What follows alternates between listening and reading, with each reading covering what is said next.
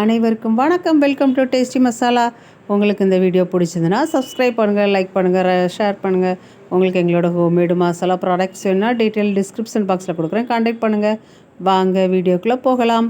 இன்றைக்கி நம்ம பார்க்க போகிற ரெசிபி ரொம்பவே ஹெல்த்தியான டேஸ்டியான பீட்ரூட் ரசம் தான். எப்படி செய்கிறதுன்னு வாங்க பார்க்கலாம். இதுக்கு நான் 2 பீட்ரூட் எடுத்துருக்கிறேன்.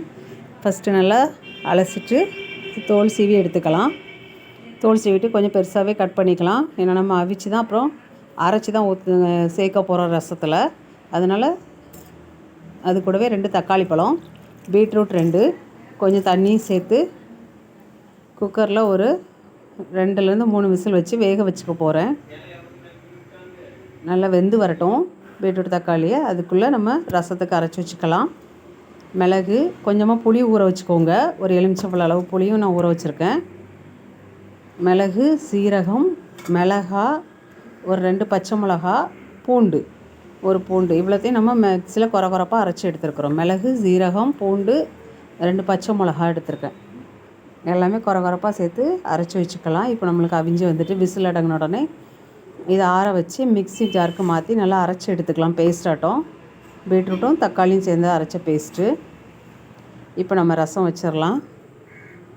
ஒரு பாத்திரத்தை வச்சு சூடானோடனே அதில் எண்ணெய் சேர்த்துக்கலாம்.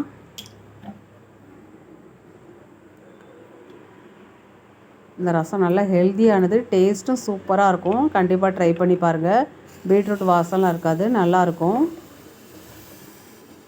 கொஞ்சமாக எண்ணெய் சேர்த்துட்டு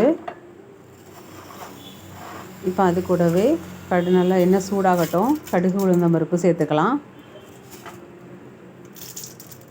கடுகு உளுத்தம் பருப்பு நல்லா பொரிஞ்சு வரட்டும்.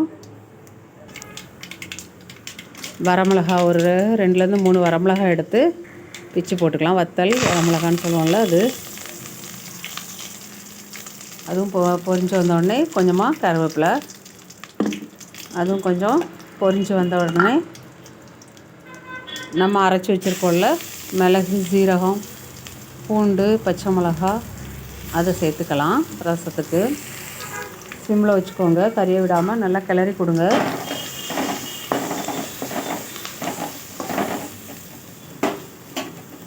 இப்போ ரசத்துக்கு நம்ம கொஞ்சமாக காயப்பொடி சேர்த்துக்கலாம். நான் அன்றைக்கி கூட்டு பெருங்காயம் தான் சேர்த்துருக்குறேன், நுணுக்கி வச்சுருக்கிறேன். அதில் கொஞ்சம் போட்டுக்கிறேன். பெருங்காய பொடி இப்போ சேர்த்துக்கோங்க. லைட்டாக வதக்கிட்டு நம்ம அரைச்சி வச்சோம்ல பீட்ரூட்டு, அது சேர்த்துக்கலாம். பீட்ரூட்டும் தக்காளி பழமும் சேர்த்து வேக வச்சு அரைச்சி வச்சுருக்குறோம், அதையும் அதில் சேர்த்துக்கலாம். நல்லா கிளறி கொடுத்துக்கோங்க. இப்போ நம்ம புளி கரைச்சல் தண்ணி, பீட்ரூட்டு அரைச்ச அந்த தண்ணி எல்லாமே அதில் சேர்த்துக்கலாம். ரசத்துக்கு தேவையான அளவு தண்ணிக்கு.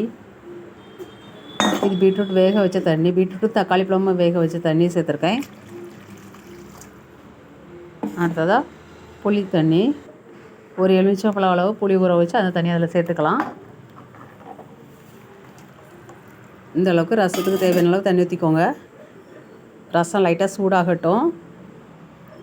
நுரக்கட்டி வந்தால் போதும். ஒரு பாத்திரத்தில் கொஞ்சம் மல்லித்தலையும் கல்லுப்பும் சேர்த்து வச்சுருக்கிறேன்.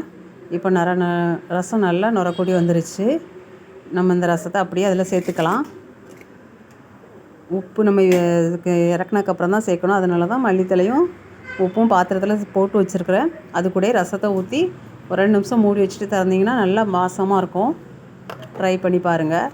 நம்மளோட சுவையான டேஸ்டியான ஹெல்த்தியான பீட்ரூட் ரசம் ரெடி ஆகிட்டு.